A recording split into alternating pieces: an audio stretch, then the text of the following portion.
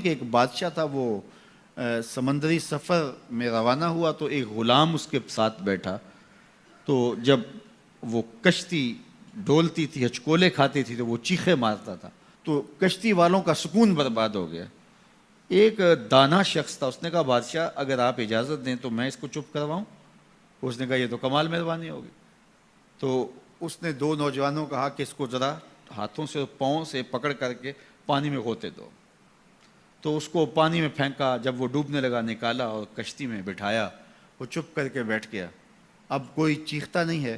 تو بادشاہ نے کہا کہ اے دانا شخص، مجھے سمجھ نہیں آئی کہ یہ شخص کو آپ نے کیسے چپ کروا دیا. کہا بادشاہ دریا میں غرق ہونے کی تکلیف کو نہیں جانتا تھا، اس لیے کشتی کی سلامتی کی قدر نہیں تھی اس کو. اب اس نے وہ غرق ہونے کی تکلیف دیکھ لی، اب کشتی کی سلامتی کی اس کو قدر ہو گئی ہے. تو اللہ نے جو ہمیں عطا کیا ہے، آپ دیکھیں کہ اس سے نیچے کتنے لوگ بستے ہیں. جب آپ نیچے فرشت دیکھیں گے جو بیچارے نانے شبینہ کو ترستے ہیں. اگر مجھے تھوڑی سی تکلیف ہے اور میں جو ہے وہ اس تکلیف میں ناشکری کرنے بیٹھ جاتا ہوں، تو میاں وہ لوگ بھی ہیں جو بیچارے اپنی مرضی سے اپنا ہاتھ بھی نہیں اٹھا سکتے، جن کی عیدیں بھی جو ہیں وہ ہاسپٹل کے اندر گزرتی ہیں. وہ کئی سالوں کے اندر وہاں اذیت میں مبتلا ہیں. جب آپ دیکھیں گے تو کہیں گے مالک میں جس حال میں ہوں اس پہ تیرا شکر ہے. شیخ سعدی فرماتے ہیں میں دمشق کی جامع مسجد میں نماز جمعہ کے بعد نکل رہا تھا تو میرے کسی نے جوتے اٹھا لیے. تو یہ شروع سے ہوتا آیا ہے.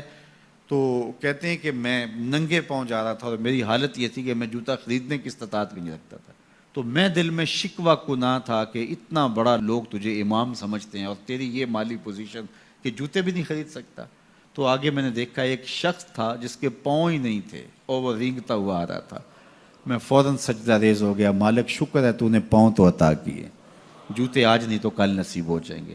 تو جو میسر ہے اس کی قدر سیکھو، جو میسر نہیں ہے اس کی جلن میں اپنے آپ کو جلانے کی کوشش نہ کرو، تو زندگی سوکھی ہو جائے گی. یہ ضابطہ میرے حضور نے دیا. انظروا الی من هو اسفل منکم، اپنے نیچے دیکھنے کی عادت ڈالو، تم سکھی ہو جاؤ گے، تم پریشان نہیں ہوگے. لیکن اگر شوق ہو تمہیں اوپر دیکھنے کا تو فرمایا پھر دین میں جو اپنے سے اوپر ہیں ان کو دیکھو. کہ میں تو یار صرف 5 پڑھتا ہوں، یہ تہجد بھی پڑھتا ہے. میں تو صرف رمضان کے فرض روزے رکھتا ہوں اور یہ ہر ماہ نفلی بھی رکھتا ہے. میں تو صرف زکوٰۃ دیتا ہوں، یہ صدقات و خیرات بھی کثرت سے کرتا ہے. یہ لوگوں کے کام بھی آتا ہے، دکھیوں کی مدد بھی کرتا ہے. تو پھر ان کو دیکھو گے تو پھر تمہارے عمل میں قوت پیدا ہوگی.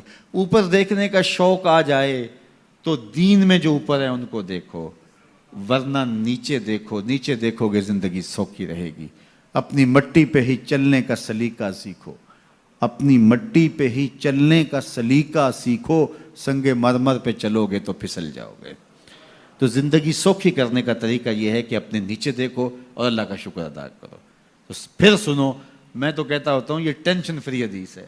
سید علی المرتضیٰ فرماتے ہیں حضور نے فرمایا جو اللہ کے دیے گئے تھوڑے رزق پہ راضی ہو گیا، اللہ اس کے تھوڑے عملوں پہ راضی ہو جائے گا.